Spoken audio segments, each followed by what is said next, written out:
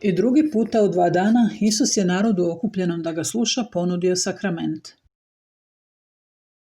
Tada je Isus prorokovao da će pojava Mormonove knjige biti znak da će se uskoro dogoditi okupljanje Izraela. Također, Amerika će biti uređena kao slobodna zemlja, no njihova će sloboda trajati samo ako će narod slijediti Božje zapovjedi.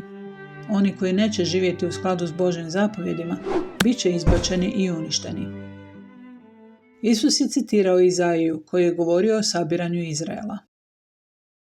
Izaija je sabiranje usporedio s obitelji koja nije imala djece, a sad odjednom ima toliko djece da mora proširiti svoj šator koristeći čvrste kolčiće, kako bi šator održali čitavim.